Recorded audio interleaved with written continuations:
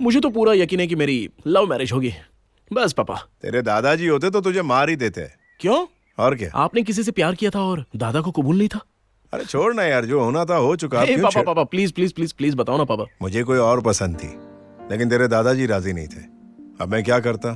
उन्होंने मुझे तेरी माँ से शादी करने के लिए मजबूर कर दिया और फाइनली मैंने भी ओके कह दिया। सच में? और आप इससे सहमत थे क्या? जिससे प्यार किया उसे छोड़ दिया? जिसे मैं प्यार करता था उसका नाम श्यामला था।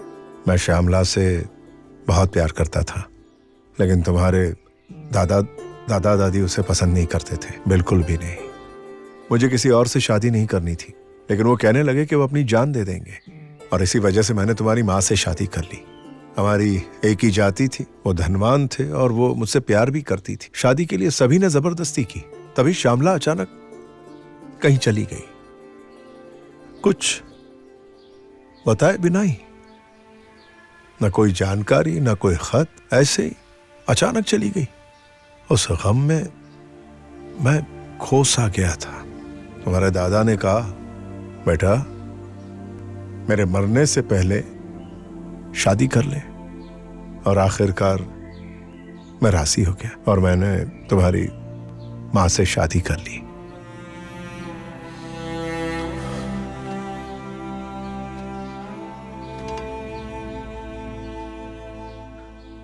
दो दिन पहले मुझे एक बात पता चली। वो क्या है जानता है? सुजाता ने, यानी तेरी माँ ने, धमकी देकर श्यामला को गांव से बाहर भेज दिया। क्या बोल रहे हो पापा ये? हाँ बेटा, मुझसे शादी करने के लिए तुम्हारी माँ ने श्यामला के घर और उसके परिवार को बर्बाद करने की चेतावनी दी। उसकी बहन की जिंदगी को तबाह हो बर्बाद कर दिया। भयंकर है वो। ये आपको कैसे पता चला? श्यामला को निकालने के लिए जिसने मदद की थी वो सुजाता का कजिन था। वो कैंसर से मर रही है, मौत से लड़ रही है। मुझे इसका हिस्सा बना के कहीं चली गई है वो। उसने पाप किया है, इसके बदले उसे हाय लगी है, लेकिन जीते जी मैं मरता रहा। कैसे कहूं? पापा बस कीजिए पापा। राक्षसी है वो, राक्षसी। सॉरी बेटा। कोई बात नहीं पापा। सॉरी, तुम्हें तकलीफ थी, सॉरी।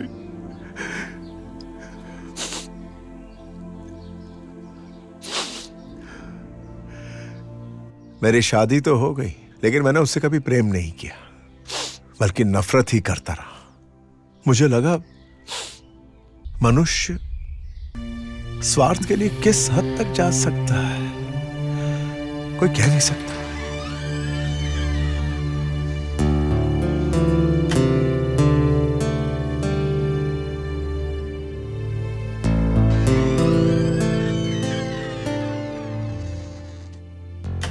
मुझे लगा आप वापस नहीं आएंगे। अनिल मिलने आया था।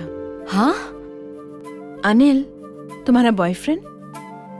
इतने दिन तुम दोनों एक साथ एक ही फ्लैट में रह रहे थे, उस नाते तो वो तुम्हारा बॉयफ्रेंड ही हुआ ना?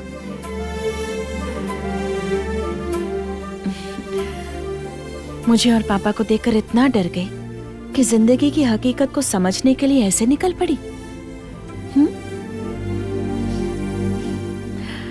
एक मैच्योर्ड इंसान की तरह बात करता है। इंतजार किया आंटी, मेरी माँ ने 25 साल तक इंतजार किया।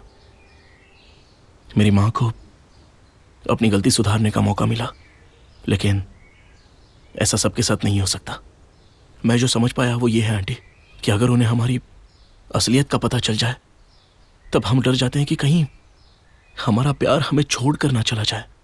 इसलिए हम सब कुछ परफेक्ट मैच होने का नाटक करते हैं।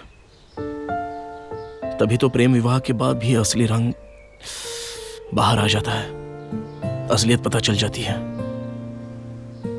साथ में रहने का कोई डेमो वर्जन नहीं है। हम पहले ट्रेलर देखते हैं, वो पसंद आया तो हम फिल्म देखते हैं, वरना नहीं। बेड बाय बेड, हर दिन हर पल रिश्ते बनाने के लिए हिम्मत और धैर्य चाहिए। वह हिम्मत आपको हमें देनी होगी आंटी। हमें उसकी बहुत जरूरत है। मैं आपसे श्रीधर जी को बस एक और मौका देने के लिए रिक्वेस्ट करता हूं। यह बात आपको भी पता है। आपने जो उनसे प्यार किया है ना आंटी, वो प्यार कभी नहीं मरेगा। लेकिन यह तय है कि अगर आपने उनको छोड़ दिया तो वो तड़प कर मर जाएंगे। Aunty, I really really really love Ananya. Anu, I am so sorry Anu. एक इडियट की तरह मैंने तुमसे कहा था कि जिससे प्यार करती हो उससे शादी मत करना। ये सोचना कि जो मेरे साथ हुआ वो मेरी बेटी के साथ भी होगा। अनु, ये मेरी नादानी थी। मम्मी, अनु, मेरी और तुम्हारे पापा के बीच 1.25 लाख प्रॉब्लम्स हो सकते हैं, लेकिन तुम अनु, तुम हमारी जान हो बेटा।